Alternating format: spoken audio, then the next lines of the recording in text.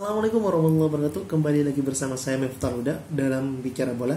Ya, pada kesempatan kali ini kita akan bahas transfer update dan beberapa rumor transfer. Karena tadi malam tidak ada pertandingan, maka kita akan bahas terkait masalah update transfer. Sebelumnya, di update transfer sebelumnya kita sudah bahas 4 tim di Big Four musim 2019-2020, yaitu dari Liverpool, Manchester City, Manchester United, sama Chelsea. Yang kita bahas pada kesempatan kali ini adalah beberapa tim di Premier League yang cukup memberikan efek di 2019-2020 dan akan menjadi suatu momen kebangkitan di 2020-2021. Nah, sebut saja kita akan beberapa pemain yang akan kita bahas dan seefektivitas mana dia di klub barunya. Yang pertama kita ada William Borges. William Borges ini adalah merupakan pemain Chelsea di beberapa tahun terakhir, bahkan di 4 tahun terakhir dia adalah merupakan pemain Chelsea yang mana dia tidak memperpanjang kontraknya di Chelsea karena penawaran dari Chelsea yang tidak menggiurkan dari seorang Willian. Akhirnya dia pindah ke rival sekota, yaitu sama-sama klub London, dan juga berkesempatan untuk menunjuk gigi di 2020-2021, yaitu klub dari Arsenal. Nah, apakah pembelian Willian atau mendapatkan Willian di bursa transfer ini merupakan hal yang positif bagi Arsenal? Kalau kita melihat musim 2019-2020, mungkin untuk seorang Willian ini sangat masuk akal dan cocok serta padu di Arsenal. Karena apa? Kalau misalnya Mikel Arteta selaku pelatih Arsenal tetap menerapkan 4-3-3, maka butuh seorang winger yang lincah serta pengalaman dan mampu memberikan efek kepada tim. Apakah Arsenal tidak mempunyai? Arsenal mempunyai dari sosok PP dan sosok Aubameyang. Namun PP dinilai kurang maksimal di musim 2019-2020. Maka dari itu Arsenal merekrut Willian secara gratis dari Chelsea dengan tujuan adalah memberi saingan kepada PP, bahkan memberikan efek yang sangat signifikan di klub Arsenal. Karena apa? Karena Arteta akan menerapkan formasinya 4-3-3 atau 4-2-3-1, di mana seorang winger dibutuhkan dalam pembangunan skuad pada musim 2020-2021. Selain itu, ada rumor yang beredar bahwa Arsenal juga akan mendatangkan Philippe Coutinho, yang mana Philippe Coutinho merupakan attacking midfield. Apabila Arsenal menerapkan 4-2-3-1, maka butuh seorang attacking midfield, yaitu ada di sosok Coutinho. Walaupun mereka punya Mesut Ozil, namun untuk proyek di 2020-2021 Arsenal tidak akan memakai Ozil. Maka dari itu cukup masuk akal ketika akan merekrut Coutinho. Ditambah lagi Arsenal kabarnya, rumornya akan merekrut Thomas Partey, seorang gelandang bertahan dari Atletico Madrid, dan itu juga merupakan salah satu pembelian yang nantinya akan menjadi proyek besar bagi Arsenal. Apakah Arsenal akan melaju ke partai atau melaju ke peringkat yang lebih jauh dari musim sebelumnya? Kita tunggu aja apakah terrealisasi pemain-pemain yang telah dirumorkan oleh Arsenal selain sudah mendapatkan William Borges. Nah, selain itu Arsenal juga sudah mendapatkan Pablo Mari. Sebenarnya sudah pernah bermain bersama Arsenal dan juga sekarang sudah menjalani proses penyembuhan dari cedera. Selain itu ada Cedric Soares yang mana juga sudah bergabung sama Arsenal. Nah, tapi pembelian Willian menurut saya cukup masuk akal di Arsenal.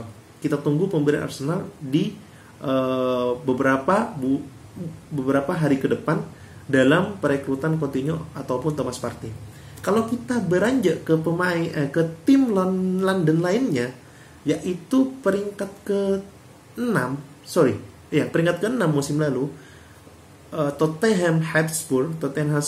The Spurs ini memberikan efek kejut, di mana dia mendatangkan seorang kiper yang sudah berpengalaman, yaitu kiper dari mantan dari Burnley, yang mana sebelumnya dia merupakan salah satu legenda dari Manchester City, yaitu Joe Hart. Dia mendapatkan dari klub Burnley dengan status bebas transfer atau gratis, sehingga Tottenham Hotspur memiliki keinginan atau hasrat untuk merekrut ini pemain. Karena apa? Karena dari cadangan Hugo Lloris tidak mampu untuk memberikan efek yang bagus bagi Tottenham. Sebut saja lapis dari Lloris aja, Vorm dari kiper dari Belanda, terus satunya lagi Gazzaniga. Kalau semisal kedua pemain ini kalau dinilai berdasarkan rating dan diadu dengan Joe Hart, maka Joe Hart lebih unggul dari kedua pelapis Hugo Lloris ini. Maka cukup masuk akal ketika Jose Mourinho merekrut Joe Hart untuk sebagai pelapis Lloris, bahkan menjadi saingan Hugo Lloris di kiper utama. Karena apa? Karena Joe Hart ini memiliki pengalaman yang sangat banyak di Manchester City. Dia sudah kurang lebih hampir 1 dekade membela Manchester City dan bahkan mendapatkan banyak gelar di Manchester City. Serta kiper ini merupakan kiper Inggris yang sangat banyak mengenyam pengalaman. Selain itu, Tottenham juga mendatangkan seorang Højbjerg. Højbjerg ini pemain tengah asal Southampton, di mana mereka tukar tukar tambah dengan pemain Peter Walker dari sayap Tottenham. Jadi tukar tambah antara Southampton dengan Tottenham Hotspur demi Tottenham Hotspur mendapatkan seorang Højbjerg.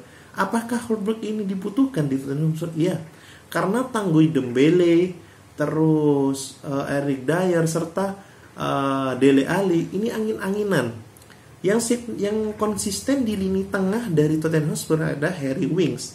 Maka dari itu mendatangkan Højbjerg ini cukup masuk akal sebagai pesaing di lini tengah, sekaligus memberikan kekuatan di lini tengah dari Tottenham Hotspur. Mengingat Tottenham Hotspur akan bermain di Liga Europa League di musim depan, maka dari itu perlu adanya skuad kedalaman skuad dari Tottenham Hotspur agar lebih menerapkan formasi atau skema yang akan diberikan oleh Mourinho di lapangan nantinya. Maka dari itu cukup masuk akal ketika Højbjerg masuk kepada Tottenham Hotspur. Pemain selanjutnya yaitu pemain dari Southampton ya, masuk ke Southampton sudah mengenai signing kontrak, yaitu Brighton Albion, yaitu Adam Lallana. Pemain ini dilepas oleh Liverpool karena habis kontraknya.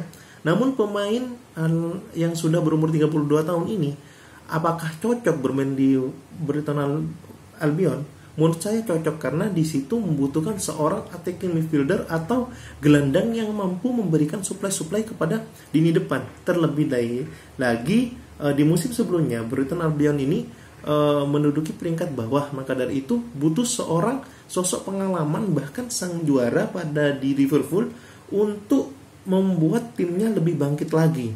Menurut saya ini masuk akal untuk pembelian Brighton Albion. Terus ada pemain dari Liverpool, pemain baru dari Liverpool, di mana pemain ini adalah pemain dari asal Olympiakos, bek kiri dari Olympiakos, di mana siapa sih? Smanis Klampis, siapa itu namanya ya? Saya juga lupa namanya. Karena pemain ini sebenarnya underrated, murah, tapi memiliki kapasitas yang hampir sama dengan Andy Robertson. Makanya pemain muda ini mampu memberikan saingan kepada Andy Robertson, bahkan menjadi pelapis yang sepadan bagi Andy Robertson untuk mengayuh Liga Inggris di musim 2020 di 2021. Karena apa? Karena pemain ini juga memiliki kecepatan serta penyerangan serta kemampuan bertahan yang sangat seimbang. Makanya seorang Jurgen Klopp tertarik untuk mendatangkan pemain ini. Tentu ini merupakan investasi besar karena rata-rata pemain Jurgen Klopp masih muda-muda.